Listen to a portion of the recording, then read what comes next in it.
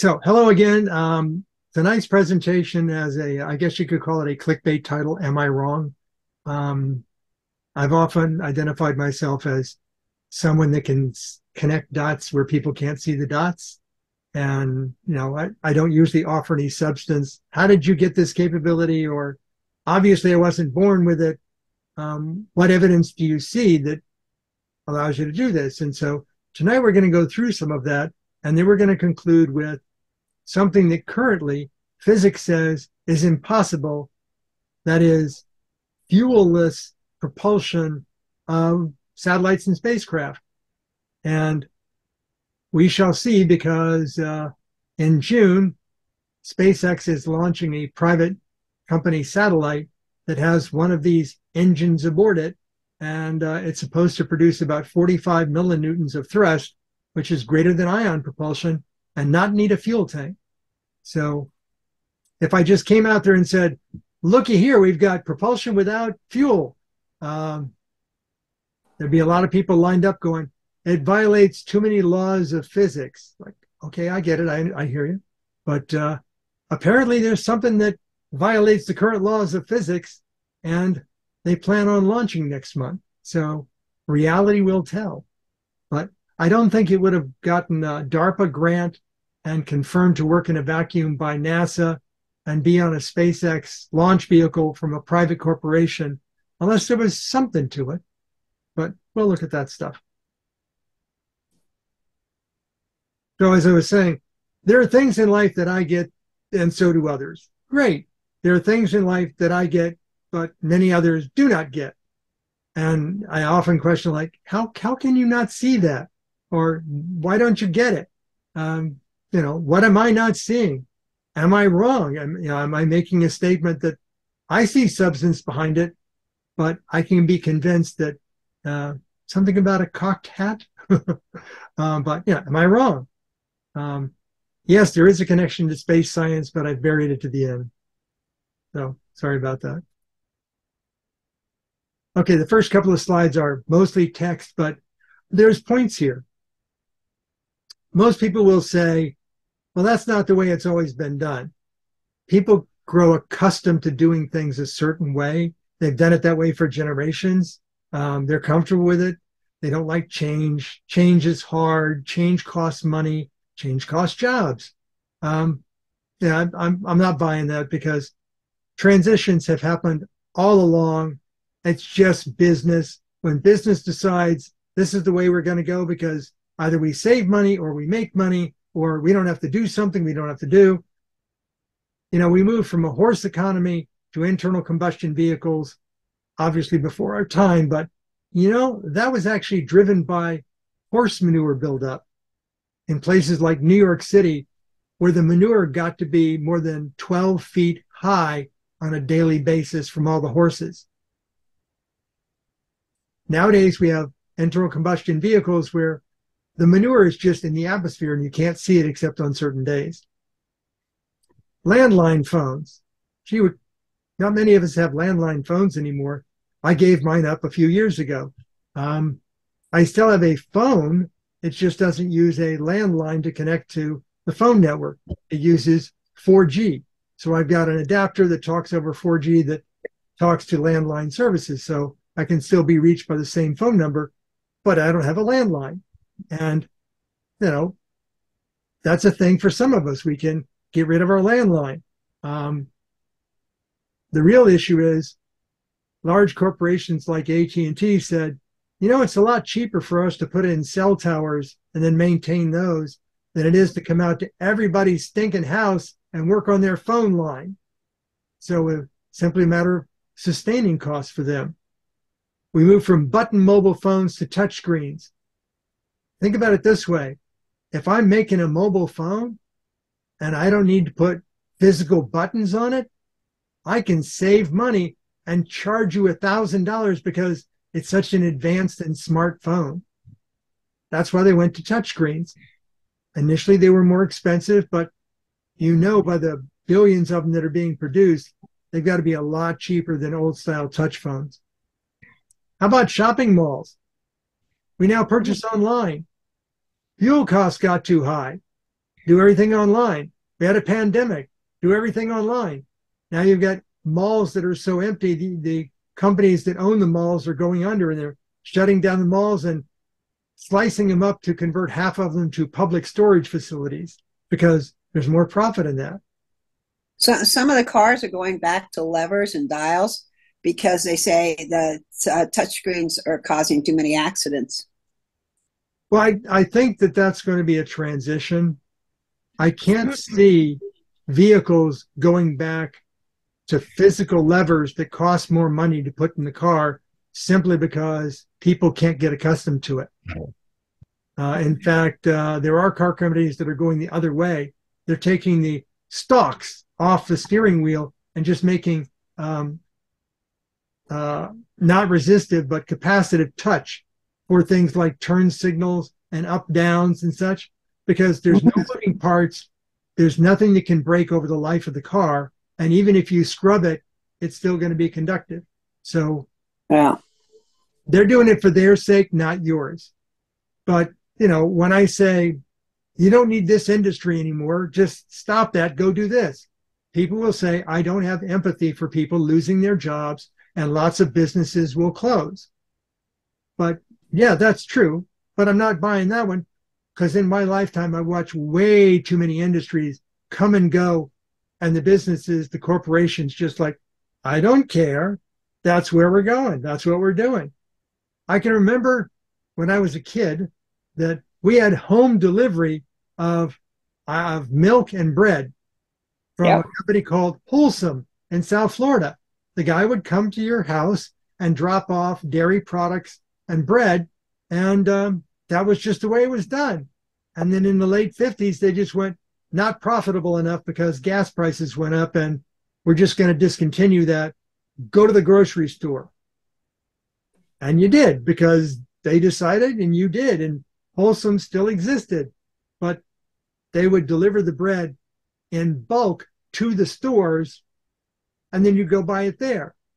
Their units sold went up because even if you didn't have home delivery service, you could go to the store as a matter of convenience and buy your milk and bread. Mm-hmm.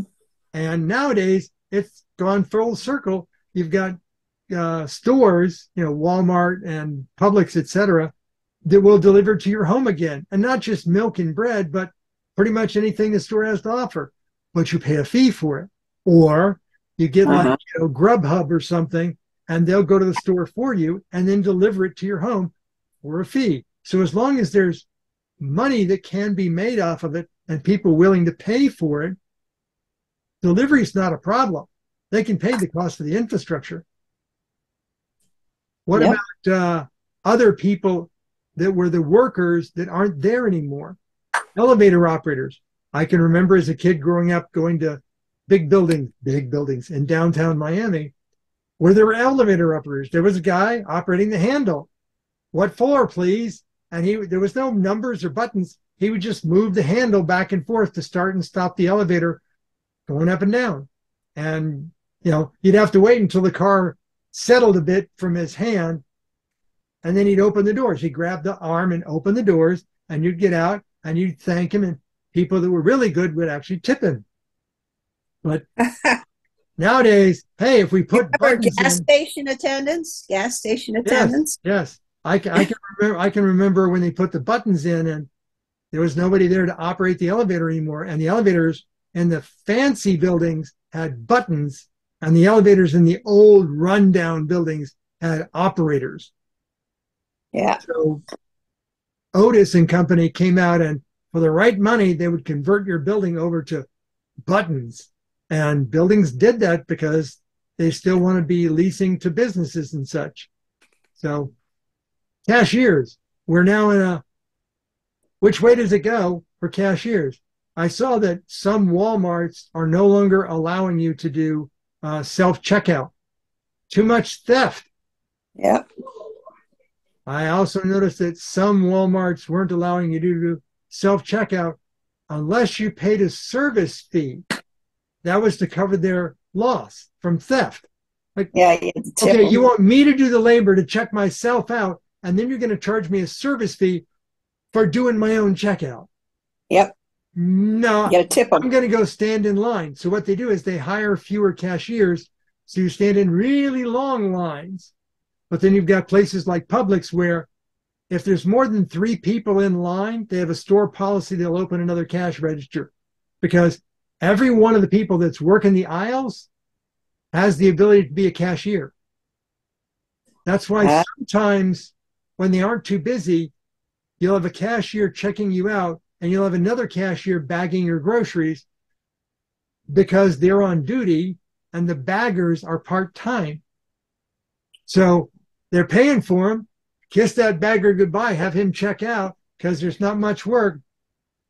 You're paying the cashier, have them do the bagging. So there's negotiation in business Maybe. that keeps the people there, but at the same time requires more of the customers. Yep. So I can remember when I was a youngster and I had my first tailor-made suit. I was wearing a suit that a guy, he took one that was off the rack, obviously, and then he modified it to my measurements, and I had my first tailored suit. Aside from certain dry cleaning stores and certain wedding service providers, there just aren't tailors anymore, except in very expensive places. The Boca Town Center, last I remembered, still had a custom clothing shop over in the like wealthy end of things, because sometimes $200 or $300 for a tailored shirt is just worth it because you got the disposable income. You know, $300 for a pair of pants is just worth it because you got the disposable income, and you can pay to have somebody else work for you to give you the perfect fit with the, you pick your materials, you pick the pattern, you pick the cut, and they just make it for you. And the tailor running the store laughs all the way to the bank. So, Well, my grandmother used to do alterations and stuff for movie stars, yep. And what happens is they would wear the outfit and then they'd return it. Mm-hmm. Well, Pretty. I remember getting rental clothing too, and the rental clothing, because I'm so tall, would have to be modified, and they'd modify it, and I'd check it back in afterwards. And now you got a pair of pants for tall people, or you got a jacket for tall people. That's what the news anchors do too. Yeah, but The news anchors and the weather people do that. Yeah, but nowadays I can go to JCPenney's online website and order a jacket that matches my fit and a pair of pants that matches my fit. But if it went into their store, I could not buy that as separates. I'd have to buy it as a suit, and one of the two wouldn't fit, and I have to have it altered. Yeah. But modular selectable sizing nowadays, kind of like custom clothing. I can remember back in the day when I was studying computer programming, we had mainframe computers. We had an IBM 360 at Broward Community College. And that was the computer. And it had punch cards and all kinds of stuff like that. Yeah. The 80 column, not them 96 column proprietary things from IBM. But they rapidly went the way of the dodo when the mini computer companies came out. Many computer companies like Digital Equipment and Burroughs, they just killed the mainframe industry. And they thought they were good, solid, we got this for life. And they found out very quickly how the mini computers became desktop computers, that became laptop computers, that became tablets and mobile computers, and because you could sell more of them to more people, even though individually they cost less money, they would become disposable. Oh, we can sell you upgrades. Upgrades? Hell no. That one's obsolete. We don't support it anymore. Just buy a new one. And now we're in the mode of you buy a new one. I have a 10-year-old Galaxy S7 mobile phone. And it still works because I paid under $20 and I bought a battery upgrade kit. And I took the phone apart. It had a non-removable battery in it, but I definitely removed the battery and reassembled it, put it back in the case, and it's working fine.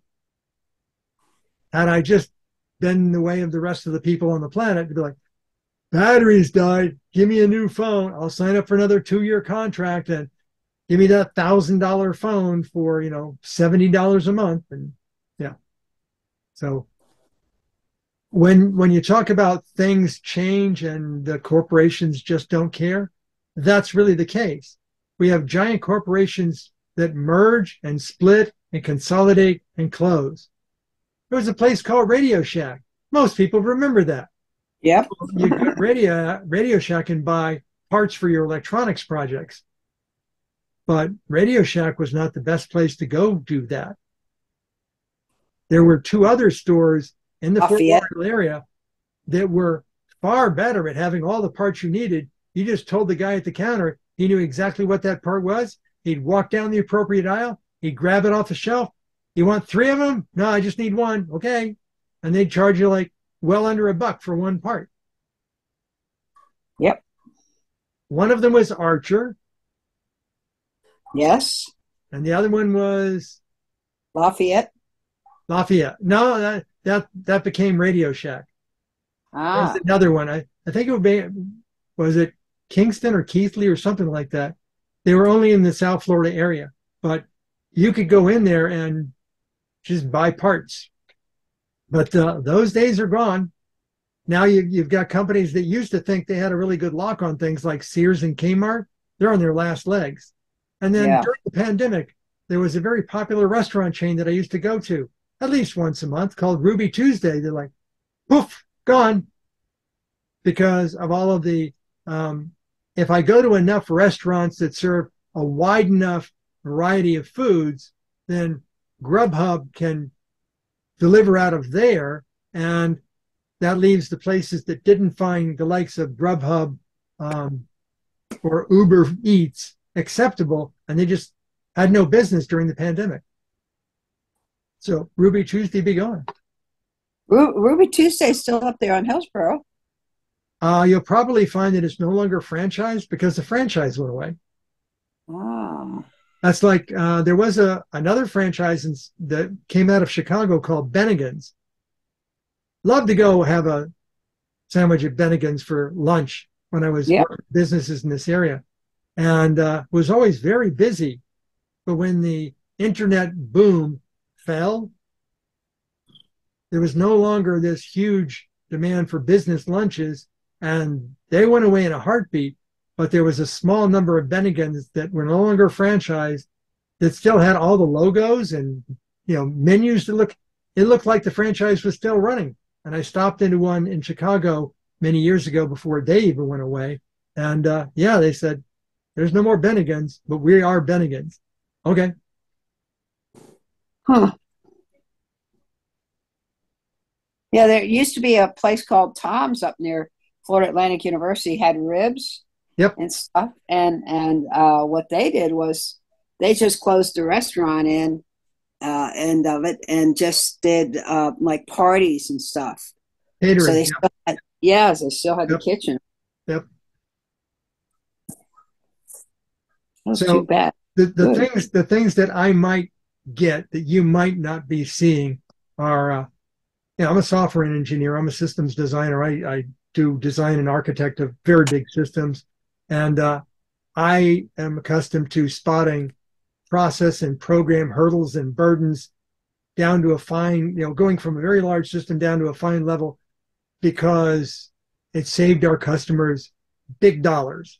I can remember doing a telephone switch upgrade for the data centers and telephone switching centers, and we did 200 plus of those things over a few months' time. And it was literally, you had to learn the process of, you tell them you're going to shut it down, you shut it down, you take the boards out, you swap in the replacement boards, you power it back up, you make sure it's working, you give them a thumbs up, you're done. So how little time you can spend at every switching center for each of those switching centers. And we even found that the price of FedExing the boards to the switching center the day beforehand, so that we didn't have to check them in our luggage flying to the switching centers, saved like half a day. And you would always know before you took your flight to get there, the boards were there. There was no like waiting time. we had it down to that level of detail of deployment. And that was a lot of money. But that's, if you're a systems person, that's what you do. You worry about the deployments, all those little minutia items that click over and cost money if it rolls forward. Kind of like the problem that Southwest had when they said, we got to cancel a few flights. And it turns out that the flight rebooking system was not connected to the airline employees' availability system. So they were rebooking passengers on flights for which there could not be a crew because the crew already worked their maximum shift duration. So they were booking and rebooking people until they stumbled upon a crew that hadn't worked an 8-hour shift. And then you could fly. And that rippled through for several days, many tens of thousands of flights. Millions of passengers got, disrupted because of that. Wow. So when you don't pay attention to big systems, they can bite you big time. So I'm accustomed to like connecting the dots where people don't see the dots. But I wasn't born with this capability. This is something that I had to do more than just get a college degree. I had to work out in the field and talk to some people and go, oh, I get it. Every little thing, you do it on a big enough scale, it's big money. So if you want to save the big corporations big money, you pay attention to those things. And the fact that you can tell them that, and they'll click over very quickly and realize this person has our best interest at heart, which means our bottom line. So we want to do business with that company. Fine. But you'd be amazed at how much advertising money is spent to either contain or redirect your thoughts with psychological warfare, as in, if you've ever watched a commercial where a person in the commercial that is not a member of the company is doing something dumb or so friendly and just like bubbly, and then the person from the company comes in and saves the day or does something out of the ordinary, that's psychological warfare by way of advertising, because most people won't get that they're being talked down to. Look, they did this just for me. No, they did it because you're a customer and they wanted your revenue, not because they were going to improve their service. That's just business. Well, a lot of these medications that they're advertising on TV with all the side effects, they try to find like the one that's no big deal side effect, like you might get a headache, and they put that as the last side effect to convince people that all the other side effects are, no big problem. when I was in middle school, I took a course in debate theory, basically public speaking, operations research kinds of stuff. And I learned all these little things that they can do to try and subconsciously convince you to do what they want you to do or to buy the products they want you to do, right down to what color is the packaging? What have you got on the packaging? And you gotta keep a clear message, and you don't put a lot of nuance on there. And when the US FDA said, you got to list your ingredients and you got to put all those little percentages of your minimum daily requirements, like, the companies really didn't like that. But once they realized that if people are looking for less salty, less fatty, or whatever foods, and they can see your percentage is different than the other percentage, and even though your product costs more, which it shouldn't if it has less of that, you want to buy that. So they actually turned it around and said, no, we like the requirement of forcing us to put the ingredients on there, because then we can use that as a weapon against our competition. So if you look at the ingredients like I do, if you look at all those percentages like I do, you'll notice some things. Like, go to your pharmacy, look in the aisle where they have the cough, cold, allergy remedies. You'll see regular, you'll see extreme, and you'll see severe of everything. Flip the package around, look at the ingredients list, and look at the percentages of active ingredients. Right. All three of those categories are identical. And the prices go up astronomically. Oh, I don't want the maximum. I want the severe because, oh, my nose is really severely stuffed up. Well, you're going to be paying about $8 more than if you bought the not, severe, not maximum, not extreme, just regular, because it's got the same percentage of ingredients in it. Yeah. It's psychological. Well, when computers first came out, when computers first came out, they couldn't get people to use them, a lot of cases. So they discovered that if you had more ovals and round shapes on the screen, then people would be more willing, like secretaries and so on, to use the computers. Well, it gets even worse than that. Apple patented the curvature in both the X and Y directions for a certain model of iPhones, and Samsung got sued by Apple for copying the mathematical curvature of the case. And Samsung settled. They paid money to Apple, and now Samsung can use whatever mathematical duplicate of an Apple case they want. But Google Pixel phones cannot, because Google hasn't bellied up to the bar of Apple to pay their money. How did they solve the problem? They just used a different mathematical formula for the curvature. Problem solved. So once you start paying attention to these things and looking at them, when you get the, hey, what the heck kind of moment, like you suddenly notice something you had never noticed before, and you realize, I can do it this way instead of that way. I can buy this instead of that. I don't need to pay this. I can pay that. And you realize it's in your favor to do that, to put in that effort to do that. I'm sorry, it's going to change your worldview. You may never think the same way again.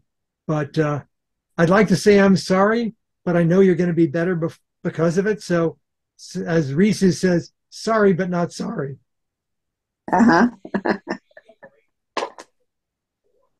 Yeah. So a business does what a business has always done. Much like you can rely upon the weather, which you can't, a business can always be relied upon to look for their bottom line.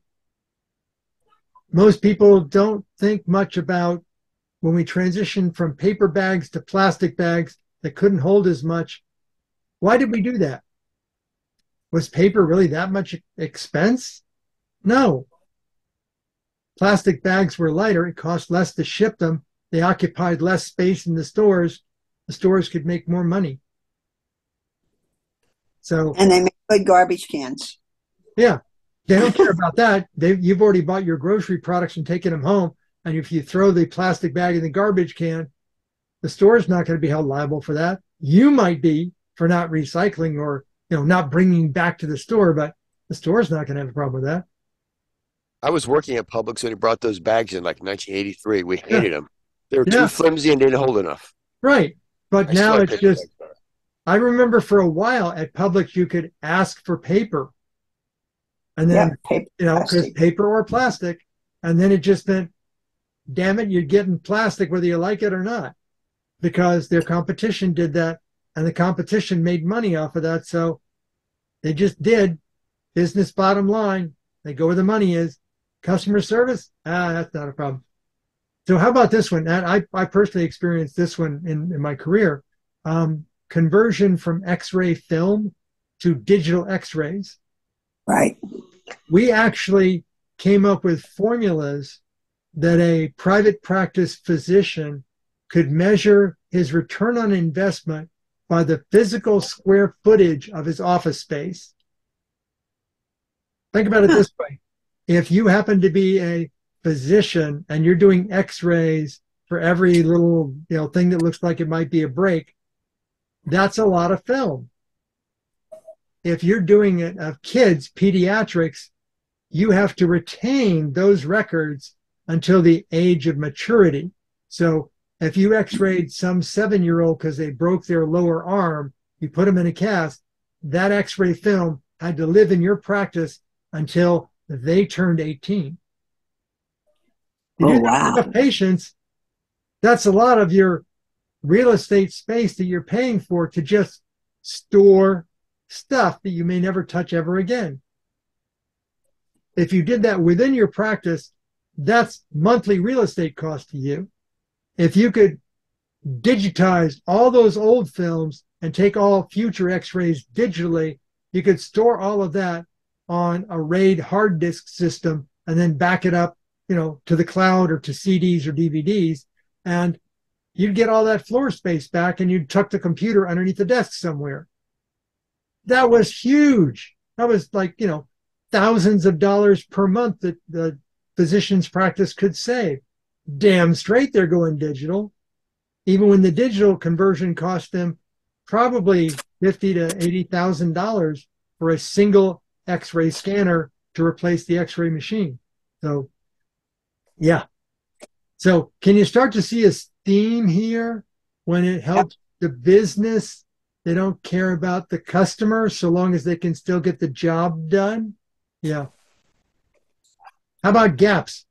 Businesses will enter market gaps where there's an avenue for revenue.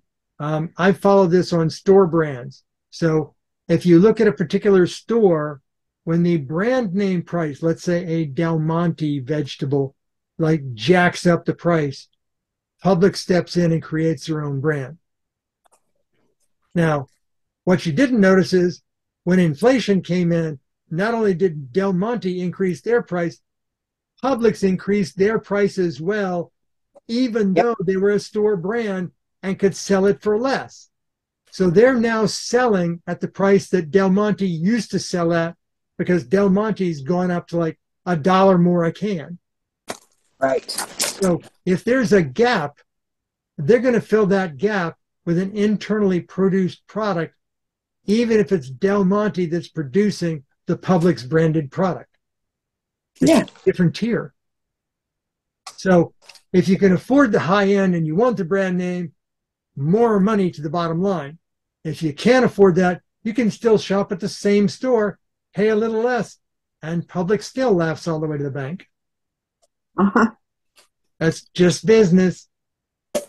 So people used to think about razors versus razor blades. This was the Gillette story. And you would literally give away the razors in order to sell razor blades. And you weren't selling, simple razor blades. It's how many blades in a proprietary plastic enclosure that would just clip in. So you couldn't use the Schick razor with the Gillette razor blades, and everything was proprietary. I don't know if you know it or not, but that's been flipped on its head. Nowadays, you pay a lot for the razor, and it's like a very CNC milled. The razor might be $120, but you can go buy blades from a no-name company in bulk for dirt cheap. So the no-name brand for the generic blade, and they've honed that razor down to a science where you only need one blade, because they measure the microns of exposure of the edge of the blade, and the actual edge of the blade, the tip of it, is the only thing that's exposed to your skin. So even if you go against the grain of your beard, you're not going to cut yourself unless you do it sideways, and then you can cut yourself. But it's gone the other way around. Like razors versus razor blades is now razors and cheap razor blades. Think about mobile apps. It used to be you could get just about any mobile app you wanted on your phone for free. Nowadays, they flip it the other way around. You can get our game for free, but if you want to play it, then you have to keep chunking in money to it. But that's okay. You set up your credit card, and it'll just automatically take, like $1 out of your account whenever you want to roll over your points or your skills or whatever. And you get to look at the ads. So, yeah, it's going to go, it's going to go back the other way when people complain about spending too much money on those games, and then, well, you'll spend $9.99 for the game because you really like the game. So you're going to see these free games moving to a cost per app model. And it'll just be, at this version, you got to buy the new game. Everybody, belly up to the bar and pay your $9.99. That's just business. Well, that's like PlayStation and places like that. You know, they have different tiers for prices on games. Well, also they went from, oh, we're not going to give you the software on disk. You have to have one of our proprietary cartridges. Right. The cartridges became CDs, and then became a stack of DVDs, and then became one Blu-ray. And they went, I don't want to have to produce all this media. That's like money. So then they went to, you can download the games online, and they'll give you when they download it, they actually embed in the game a unique identifier for your account, so you can't share that game with someone else. Yeah, and then the same thing with the consoles, like PlayStation 5 or Switch. Yeah. If you want to play Zelda, you have to have Switch. Yep. And I can remember when the game companies used to fight how many different platforms they had to port their game to. Yeah. Nowadays, they're paid money to not port it to others, which is why the Microsoft acquisition of Activision is so huge, because Activision has a lot of games on a lot of platforms, and as soon as Microsoft gets them, they're going to lock those suckers down to only the platforms they want. So if you have a game that runs on an Apple right now, after Microsoft buys Activision, the next major version that comes out probably won't run on Apple. You're going to have to go buy yourself a Microsoft product to run that. That's the only way Microsoft can survive in the game business. Aren't they fighting that in the courts right now? The last fighting was in the European Union, and you could definitely see it was Apple that was spending the money to make sure the EU wouldn't let it happen. Well, apparently the EU finally agreed, and Microsoft has got no barrier anymore from the EU to buying Activision. The US caved very quickly, like, is there money involved? Yep. And Microsoft's going to make a lot of money. Oh, good. Our good friend Microsoft? Yes, okay. They got to get that PAC money. Yeah. I mean, if it was Apple, they'd do the same thing. They'd cave. Because there's money in them dar hills. Apple doesn't do games all that well. Yeah, but you can still get your car with your Apple CarPlay, and you can subscribe to Apple games, the Apple Arcade in your car, and there's currently TV commercials for that. I think they're trying to get away from that one. Well, that wouldn't be said by the money they're spending on TV commercials. We'll see. So I've watched the transitions from, as I said, mainframes to mini computers to microcomputers to desktops, laptops, tablets, mobile devices, and I watched them transition from completely unacceptable to completely tolerable. So it only has to get just so good. It doesn't have to be perfect. I've watched us go from homes and businesses with landline phones to mobile wireless. I've watched us go from hardwired internet to wireless internet. What's coming next? Robot delivery and robot taxis come into a future near you. So, because there's money in them dar hills. So here's the way I like to look at it. Whenever I examine something, I look for the money maker in the middle.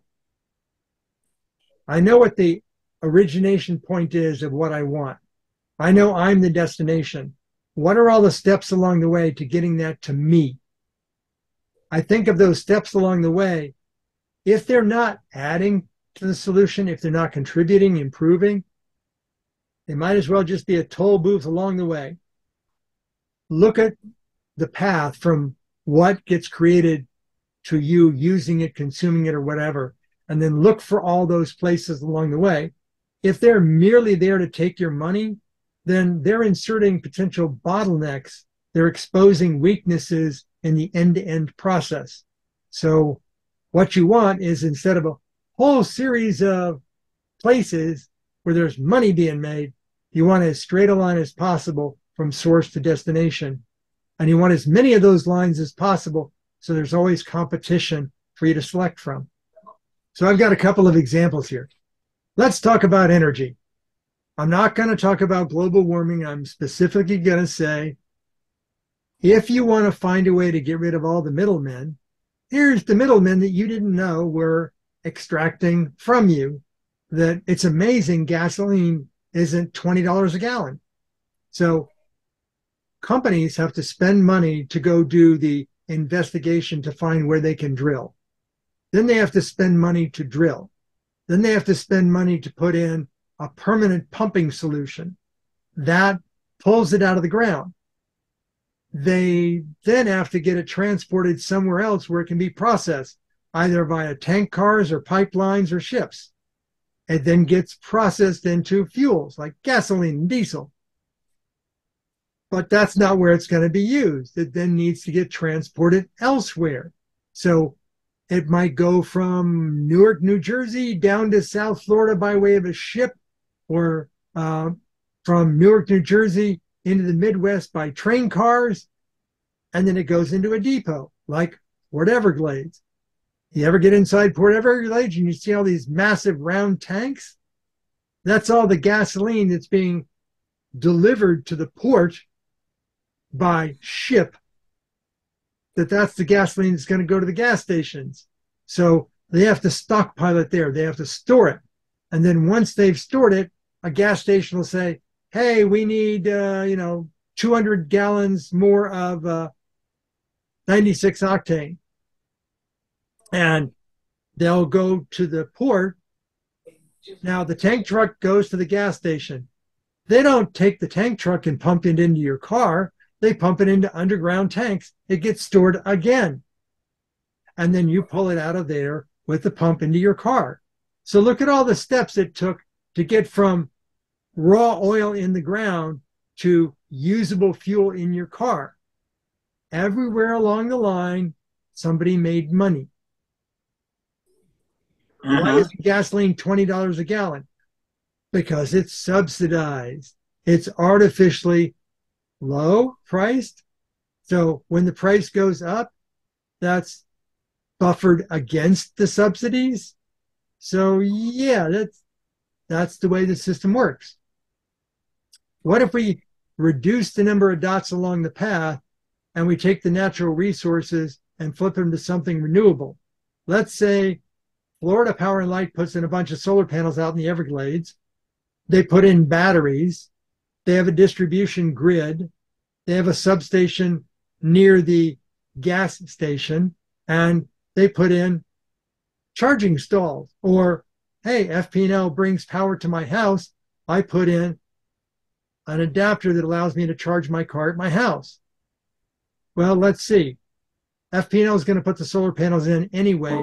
There's nothing car related to that. FP&L is going to put the batteries in anyway. Nothing car related to that. FP&L is going to put the high power distribution and the low power substations in and the lines to everywhere. There's nothing car specific about that. The only thing car specific is at the end point.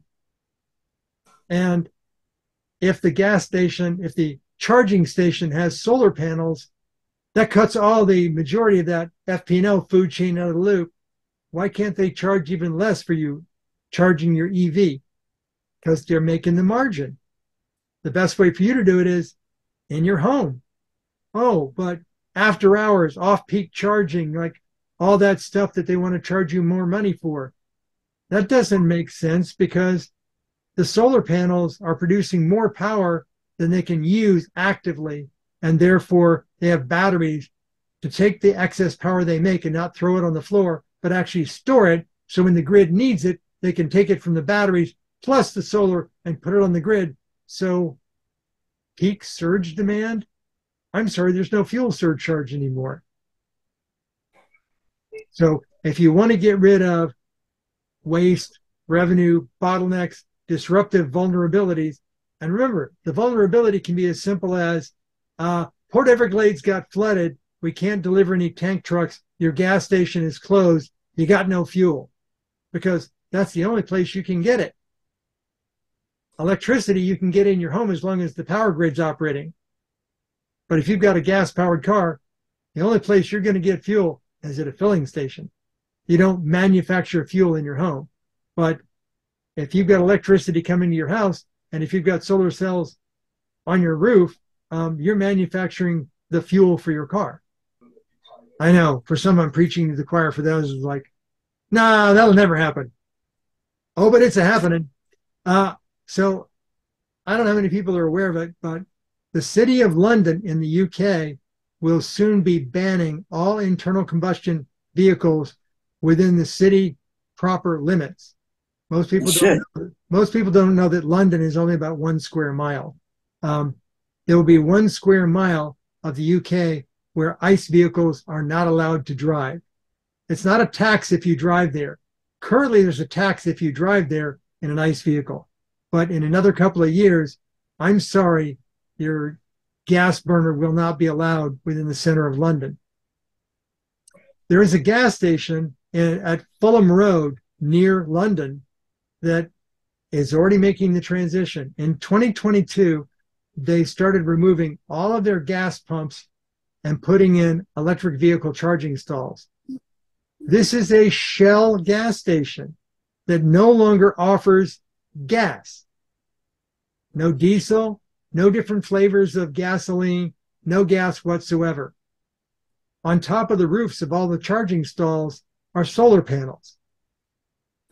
This has a mini market. This is a Shell-owned gas station. You can go to Shell's website where they're touting this as the future of Shell will be EV charging stations, no more gas. As to no more when, they're not stating that. But if you think about the ban in London and the bans coming forward in some parts of the EU in major urban areas, this is how Shell's going to survive. You'll get your EV charging there. Shell won't even be paying for the electricity. They're going to be getting that for free. And you'll go into the mini mart because, you know, if you're going to be there for a few minutes to charge up your car, you might want to go in and grab a snack. If you're going to be there for a while, you might want to grab something to eat, sit down at the outdoor cafe area, and then reclaim your car. So they're changing the business model. So the new business model will be interesting. You can see that Shell's shaping it to their favor. Never have to wait for fuel deliveries ever again. No underground fuel tanks, no environmental issues because of them. The power will be generated on site. No more fuel prices going up and down by supply chain or international tensions. You got your EV fuel because we make it right here at the station. And it's not dirty EV fuel like hydrogen. It's clean stuff. And by the way, no more fuel spills to clean up after. But if Shell didn't own this station, Shell gasoline production would be totally out of the picture. So there was a shift for a while of big name gasoline providers not owning gas stations anymore because they just weren't making enough margin. And they let franchisees take them over. And they'd suffer when Shell would raise the price but not allow the gas stations to charge more. They just squeeze on their profit margins. Going the other way now. Shell must own these stations, otherwise they'll get completely cut out of the loop. So you can look for, if this works for Shell, you can see BP and Chevron and all the others like, this is what we got to do to survive. So what about food? What about the end-to-end for food? Well, food's got to be created. You know, we don't make it from Soylent Green yet. So food essentially comes from the ground. But today we have a very convoluted process where if your food includes meat, pork, poultry, fish, or dairy, there's a consumer in the middle that consumes it before you get to it. So let's say grow corn, harvest the corn, transport the corn, silo the corn, Hey, wait a minute. There's a cow in the middle that's eating your corn. And then the cow gets slaughtered. So there's a reduction in the value of that corn food product. But then it winds up, whether it came from the corn or came from the cow, it goes to the grocery distribution center. It then gets taken to your local grocery store. It then puts on the shelf for you to consume. So if you cut the cow out of the picture and you cut the meat processing plant out of the picture, the rest of the picture is kind of just there. And until we start creating food synthesizers a la Star Trek, that's just going to be the way it's going to be. But by removing Monroe, yes, you might want to mention what Soylent Green is for some people that might not know. Okay. Does anybody not know what Soylent Green is? I know what it is. Does anybody not know what it is? I'm saying you're going to put this on YouTube. Some of the people that are going to be listening to it might not Oh, know. see, that's the challenge. I always want people to think. So if I say things like, the movie was called Soylent Green, the actor that became Soylent Green, Edward G. Robinson himself, Yeah. and his friend was Charlton Heston. So you can go to imdb.com, the Internet Movie Database, which is owned by Microsoft, by the way, and you can look up the movie by name, Soylent Green, the actors, Edward G. Robinson, Charlton Heston. You can look it up. And you can Well, that find all the helps details. because you didn't mention a movie before. You just said Soylent Green. We haven't turned into Soylent Green. So adding that it was a movie, people will know that. That's very good. Thank you. Yes, but if you just went to the great googly oogly machine and typed in Soylent Green, even if you misspelled it, it would get it right and go, did you mean Soylent Green, the movie? Oh, yeah. And then you would go see like film cuts from it, or maybe you get to go see it for free on YouTube because it's such an old movie. There's certain of these end-to-end processes that you can improve. You can extract yourself from the creation side of it. But there are some food chains, so to speak, that are literally a food chain that's inescapable. Until we get to replicators. Replicators, not the machine. Yes, it's about time. Yep. I liken business to pari-mutuel wagering. There are a bunch of phrases in business. Backing the wrong horse. You put money into something and it didn't pan out and went under and you lost your money. Or this is something that just fell on my doorstep. Don't look a gift horse in the mouth. Take advantage of it. Or the company that's in an entrenched marketplace, and if they change something that would cost money and they're already raking it in as fast as they can, so don't change anything because then it would cost to change it. So if it ain't broke, don't fix it. Hardware engineers are loving that one. If it sounds too good to be true, it probably is. Better Business Bureau. It's too soon to invest. Let the early adopters pay for mistakes. Enter when the time is right. When's the time right? Well, you know you're too late when you see the doors closing or you see the close sign flip in the window. You know you're too late. If you acquire excess inventory, it may be a clue that it's not simply excess production. It may be that whatever you're buying is not selling. When I worked with hardware engineering firms, they were notorious for making a last time buy or a closeout sweet deal. They would buy rotating mass storage media for their data communications computers. And when the industry would come out with the 100 megabyte drive, they'd go buy all the 50 megabyte drives that they could buy because all we really needed was 20 megabytes. And they wouldn't look at it as, it costs a lot of money to keep flipping the drives every couple of years and having, inventory for spares. Like, why don't we just buy the 100 megabyte drives, bite the bullet once, and we're good for 5 years? Yeah, but think of how much we're saving on that last time buy. Like, how much are you spending by doing it every year? So when paradigms change, regardless of the transition cost, the math has already been done. So if you see a company making a decision to change something, whether it's in your favor or not, they've already done the analysis, the transition costs. They've already done the math, and they're doing what they're doing. Side effects be damned. I think of it as don't invest in the trailing edge. Like when it's fallen off the edge, nobody wants to buy it or make it anymore. You won't get support for it. Don't invest in the bleeding edge because there's a huge margin to cover the development cost. Invest just short of the sweet spot. That's like where everybody's doing it, using it, whatever. Just as that arrives on the scene, that's the time to be involved. How do you know when that is? The challenge is seeing the approaching sweet spot and pulling the trigger before it humps down, or betting the right horse. You can be entering too soon and go too far too fast. How many people recognize the items in the pictures at the bottom? The one on the left is a Palm Pilot. Ooh. Here's a little more familiar. The next one over is a BlackBerry. BlackBerry. But they both had some years behind them. How about that watch? That was a couple of years before the first Apple Watch. Yeah. You know what that is? That's called a Pebble. A pedal, Fitbit. Pebble. That was one of the first smartwatches, and it did so little. Literally, all it could do is relay text messages from your phone to your watch. You couldn't make calls from it. It would just relay text messages. You couldn't receive calls on it. It just relayed text messages.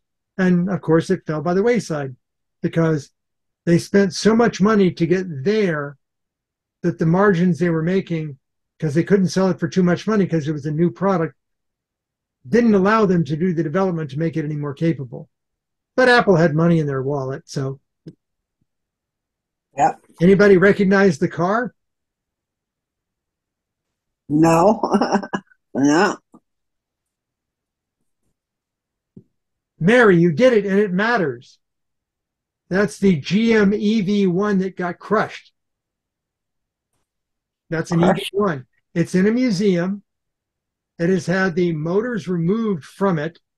It's had the batteries removed from it because in order to keep it as a museum artifact, they had to make sure that there was no way in hell it could ever be seen on the streets as an electric vehicle driving around.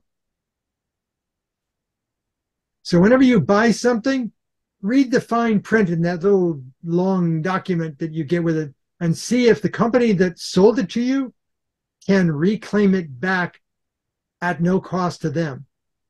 So when you go buy that laptop or you go buy that mobile phone, there may be a little exit clause in there that if the company that sold it to you goes, oh, no, we're going to recall that. They're not recalling it because of problems. They're recalling it because it was too innovative. It was too much of a market disruptor.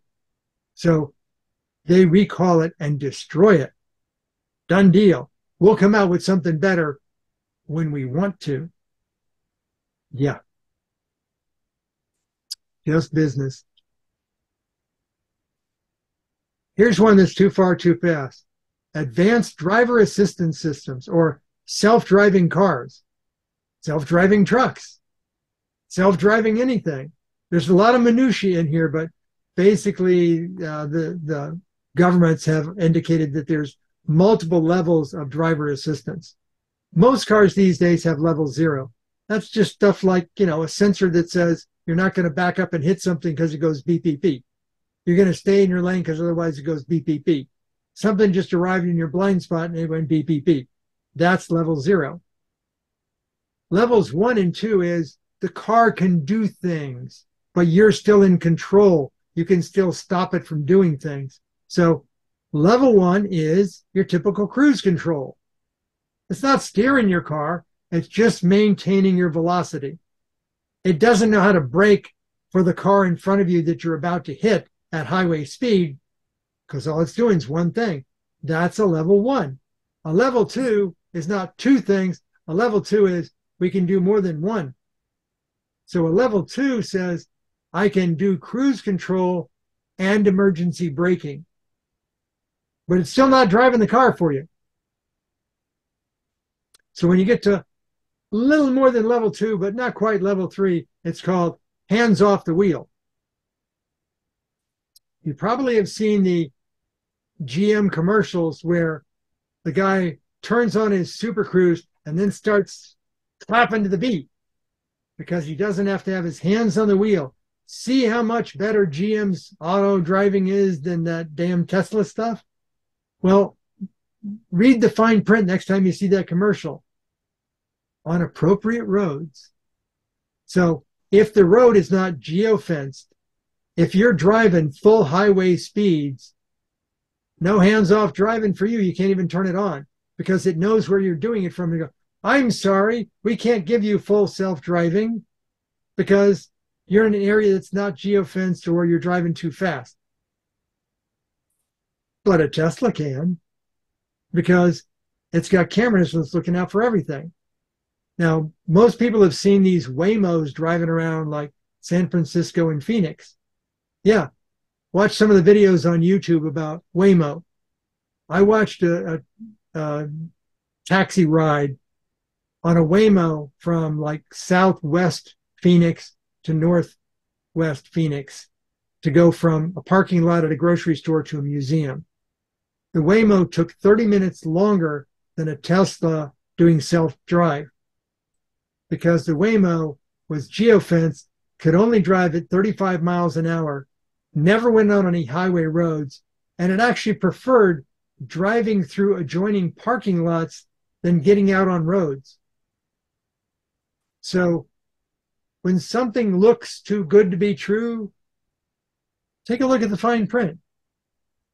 You'll know when the self-driving is really serious self-driving because level 5 is the steering wheel is optional. Or as I like to refer to it, it's a Johnny Cab. Anybody remember Johnny Cab? It's another one of those movie references. Arnold Schwarzenegger, he was on Mars. It was the automatic taxi driving cab, the little robot in the front, no steering wheel. It's a Johnny Cab, and his name is Johnny. So anyway, so that's level 5. Most people think that self-driving is scary because they don't understand the capabilities and limitations. And you can't trust that artificial general intelligence stuff. And maybe you can trust, LiDAR and ultrasound and radar and geofencing, but that didn't stop the Waymos in San Francisco from all deciding, hey, we need to go downtown. And they went to the center of the geofence map en masse, even with passengers aboard. They just got it in their programming to, we're all going downtown. Actually, all they did was they went to the 0, coordinates of the geofence. And they just went there and stopped with passengers aboard. So, but I know it's one thing that none of them have gotten a good deal on yet, which is narrow, unmarked roads. If you're driving down a road that's barely a little more than one lane, and it's just got grass on the side, and the grass goes all the way up to the asphalt, the Tesla can apparently stay in the center of the road. But if another car is coming at it, it gets very timid. It slows, it stops, it pulls over onto the grass, lets the other car go by with lots of room, and then it gets back on the road. But it still knows how to do that. But why is this being pursued? Why is there such an interest in self-driving? It's because so far, all the self-driving miles have been far safer than an equal number of human-driven miles. Safer, less accidents. Who could care about that? Well, I don't want to be injured in an accident. I don't want to lose a loved one to an accident. But that's just me. You think they're doing it for the consumer safety? Hell no. It's the insurance companies. The insurance companies want to make sure that self-driving becomes a thing because once self-driving becomes a thing, the number of accidents goes down. The number of payouts goes down. The amount of retained premiums, even though the cost goes down, is clear profit. So if you have a car that is moderately self-driving like a Tesla, why is it that your insurance company is still charging you so much money for insurance? In fact, they're charging you a premium because it's an expensive car and it's high tech, when they ought to be charging you less because it's a safer car because you bought full self-drive, which is full self-drive beta, and it's not full self-drive. The reason is Tesla will insure it for you at a much lower rate because they know what the accident statistics are for their cars because they've got a wireless connection to every one of their cars. So level 5 is going to happen. It's just going to happen because insurance, and there's billions of dollars in taxi industry money sitting on the table. If you remember taxis before Lyft and Uber, how come Lyft and Uber are there? How come they're a thing? Because there's money that was on the table that they couldn't get off.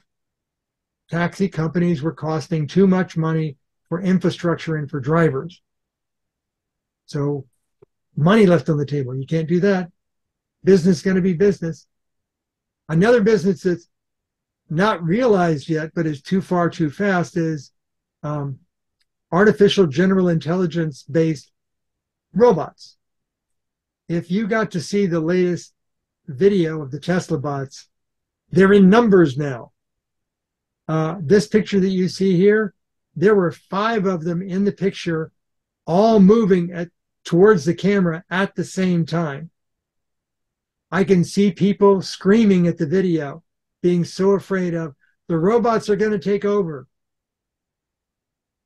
The robots will take over, but they're not going to be like Terminator. They're going to just slowly come in and replace us. And you're going to need minimum wage guaranteed, because humans need time off, vacations, doctor appointments, dentist appointments, children's needs. There's a flat cost structure for robots. There's no competing for sales and bonuses and raises, and there's no increase if you get married or have children. Like, it's a flat cost for the robots. Billions across industries to be saved. So billions can be made off of selling robots.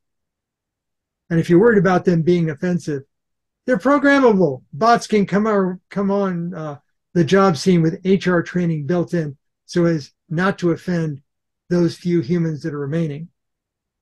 And what about training requirements? If you watch the latest Tesla bot video, you'll see that they've already found a way to train them using humans. The human essentially wears all of the electronics of a Tesla bot on a backpack. They wear a head unit that has all the cameras and sensors of a Tesla bot. And the human just like, okay, you're going to be assembling this or moving this from this place to this place, and you're wearing gloves that capture all the raw data. The vision captures all the confirmation data. It goes straight into the artificial general intelligence. You've just trained the Tesla bot to do this job. Not a Tesla bot, all Tesla bots. So if you've got a manufacturing floor and you've got a human doing a simple job, you have a Tesla representative come in with a training outfit on, do the tasks, and then take the training outfit off and say, your 30 Tesla bots will arrive tomorrow. Let's see your check. And you'll just pay for a workforce. And you'll probably on very short notice in a you have no right to work state like Florida, and kiss all those employees goodbye. And if it fails, you can accept some things. Hire back a couple of workers. If you need somebody to repair them or move them around or offer assistance, hire a low-paid human to act as assistants to your robotic staff. So, yeah. But remember, it's going to happen because there's money to be made, there's money to be saved, there's reliability of business process, and the only thing that's going to stop the robots is replicators. So if you can do matter synthesis, you don't need any of that assembly, and then if you can do matter transportation to a destination, you cut out all the middlemen. So they're going to be around for a while. How do you spot the clues that some businesses have gotten it, they've done the math, and they're going like gangbusters towards the destination? Florida Power and Light. They're putting in the panels. They're putting in the batteries. They're creating so much power. They're now talking about shipping the excess power to split water through electrolysis to create hydrogen to convert their remaining natural gas-fired turbines to run off of the hydrogen they make from the excess power they have. So they're isolating their fuel source. So what about fuel surcharges? The sun was really dim this month, so we're going to have to charge you more. I don't think that's going to fly. But they can incrementally upgrade the panels, so as solar panels get to be more efficient, or as batteries get to store more, they can incrementally just change things. They don't have to do what they did. I remember when Port Everglades tore down the FP&L fuel oil powered plant, completely leveled it, and built a brand new plant that was liquefied natural gas. And nobody said, how much did my power bill go up because of that? FP&L literally spent, I think it was 40 some odd $million to level the existing plant and build a new liquefied natural gas plant. Done deal, just like happened. There was no referendum or vote on it. It's just like they looked at the math and went, do it. And then less than 10 years later, they went, we're gonna skip out on the liquefied natural gas. We're going solar because there's more profit margin in solar because the price of panels came down. The price of the batteries came down. It was at that sweet spot. Go for it. Here's another clue. Hertz. What's Hertz got to do with it? Hertz invested millions of dollars buying Tesla EVs as rental cars. They've done the math. They looked at the maintenance, the road repair, the fuel cost, the insurance cost. They did the math and just went, done. Now, do they still have gasoline-powered cars in their fleet? Of course they do, because they charge a premium for the Teslas, and not everybody's ready to. I'm not going to drive one of them scary EV Tesla things. I'll run out of power. I'll be stuck, stranded. So here's your gas car. By the way, it's a 2-year-old model. And those 2-year-old models, they're going to get rid of them at the end of 5 years, and they're going to buy more and more EVs. They may not buy all Teslas, but the money's there. Now, how do I know that they're really spending the money on it? Because they spent big time to have a noteworthy sports personality promote the offering. You don't know about the Teslas, but you know you can trust old Tom. Here's the funny thing. I looked at renting a Tesla recently from Hertz, and they charge a premium for the EV over a gas car when it's costing them less. And also, they still charge you the same fuel tank surcharge. So if they're charging you like $35 for a fuel tank surcharge for the gasoline car, they're charging that same flat $35 for battery recharging. Huh? I don't get that, because it costs less. But as long as they can get away with it, they will. But I see it as, if they do this enough, they're going to negotiate a bulk deal like they do for highway tolls. If Hertz is in a city like Chicago, they're not incrementally paying for all the accounts on the tollways. They go to the state and they pay a lump sum, regardless of the number of cars, every month, just lump sum. And then all the cars go through the toll under one account and covered. So they could do the same thing. They could say, hey, there's a Tesla supercharger that's right near our Hertz rental agency. We'll just go there and charge our cars, and we'll pay Tesla a flat monthly fee to recharge all of our cars. And if they're Tesla Model S's or X's, Tesla will say, sure, no problem. If they're Model 3s or Ys at the low end, nope, pay us a monthly fee. So how do I know it's catching on? This is a horrible picture, but the Wawa gas station in my neighborhood installed 8 Tesla charging stalls, and most of the time there's a line for them.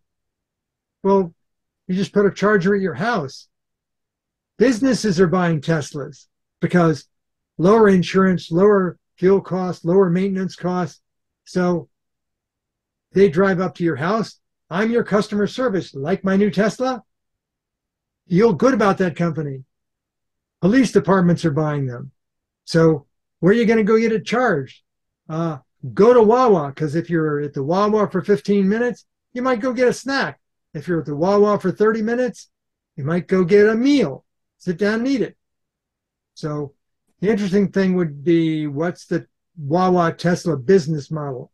Given how fast they're turning them out and putting them in, who's paying who for what? Don't know. No way to find out. But at some point, they're going to have to upgrade to auto docks on all the filling stalls. That way they can charge not only Teslas, but other vehicles as well. That's going to happen.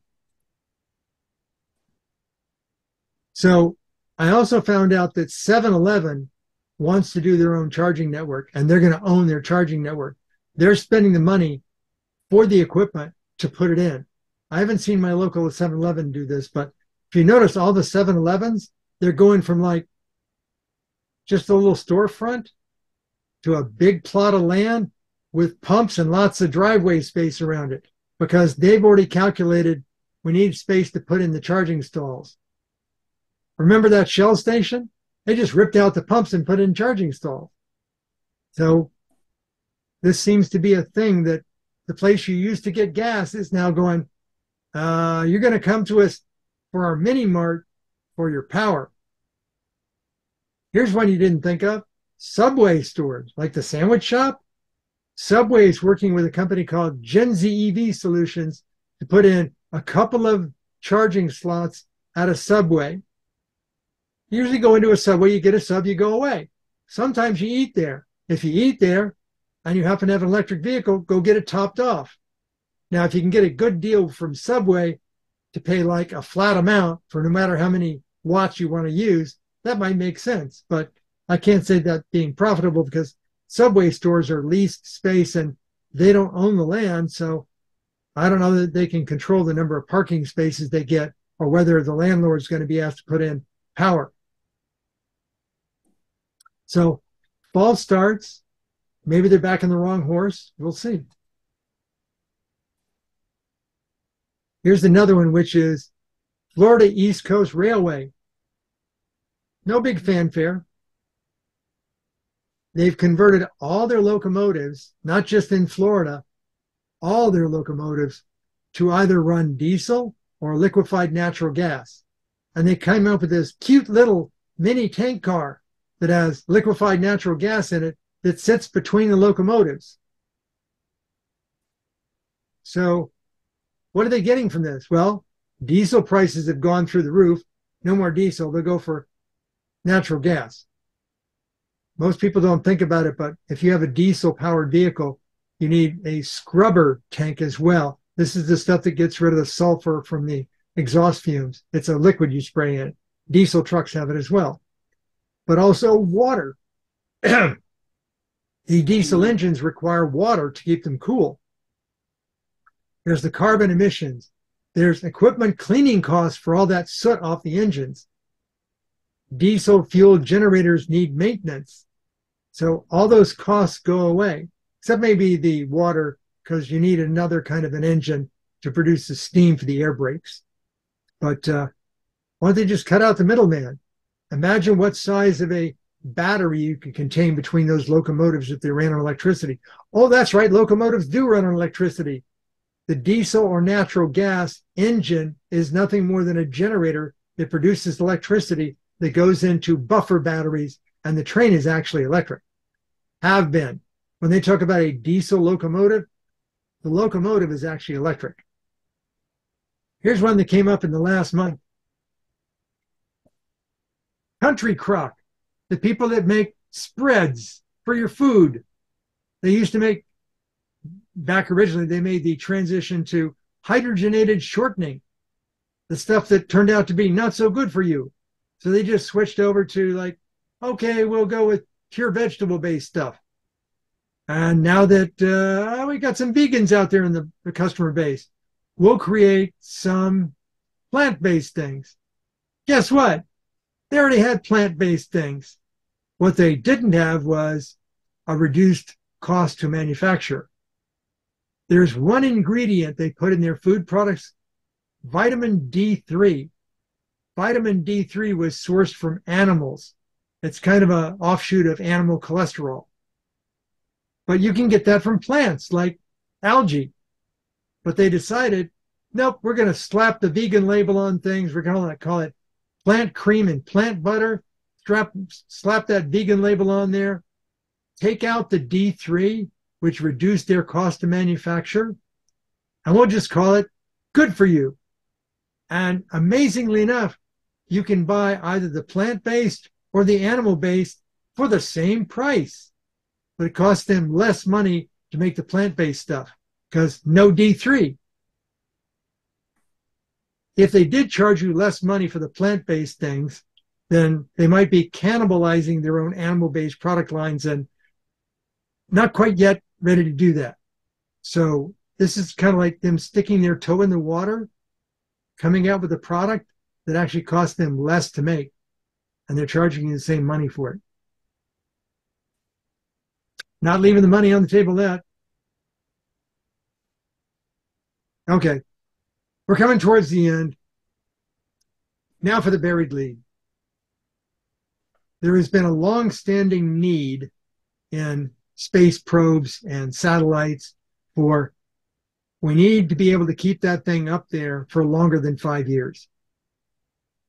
The most efficient electronics-based stuff they have now is ion propulsion, and the fuel tank is still 5 years of fuel.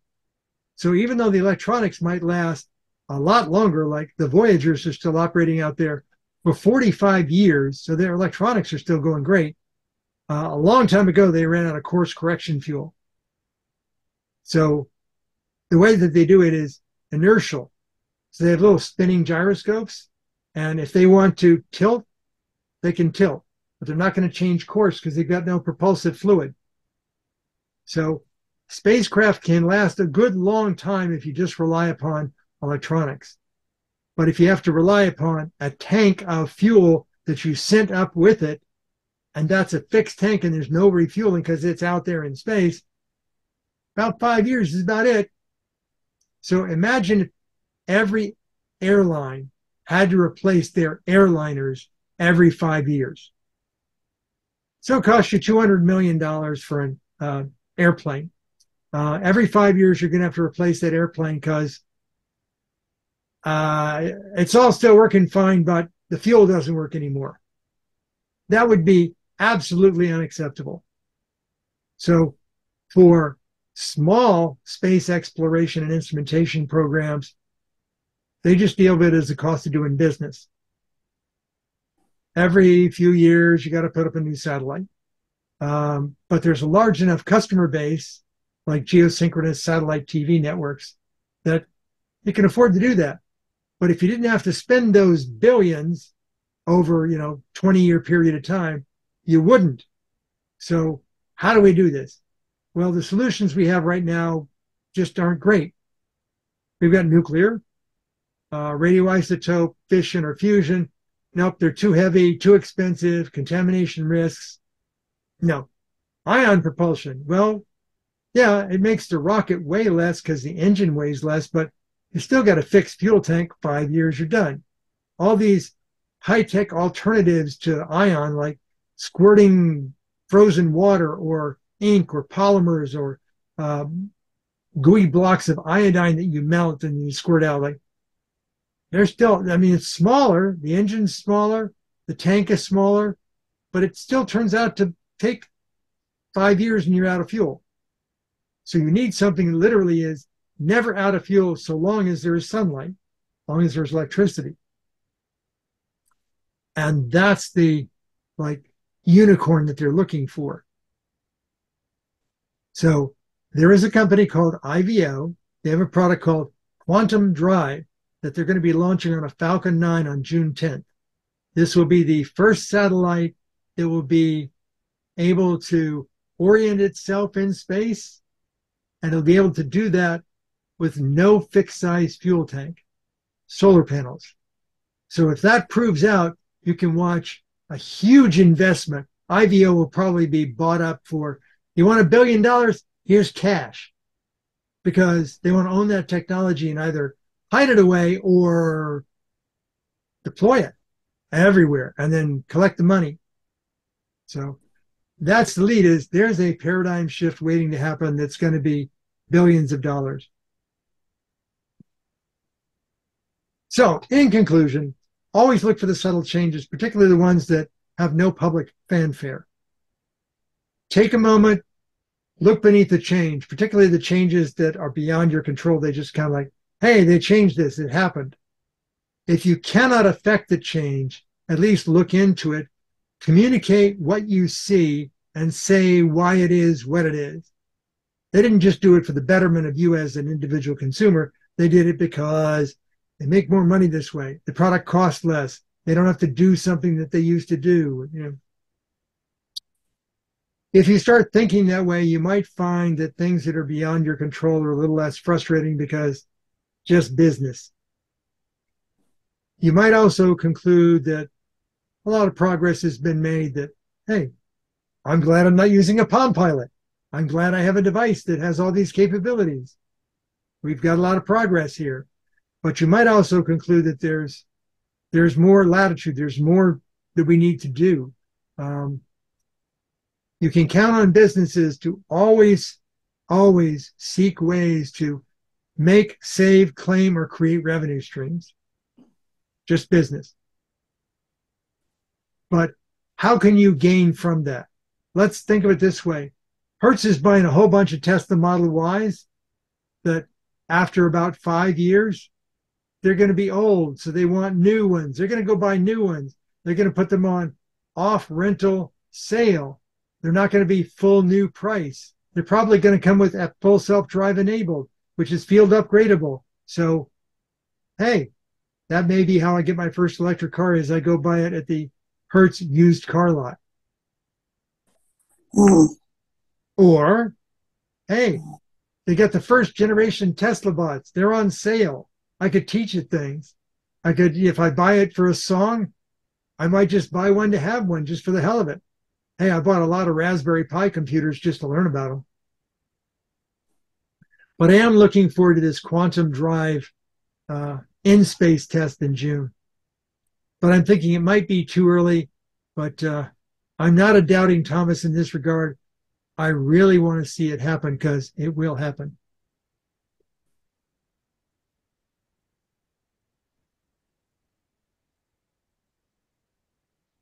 And I had a whole lot of information that I garnered from a whole lot of places. So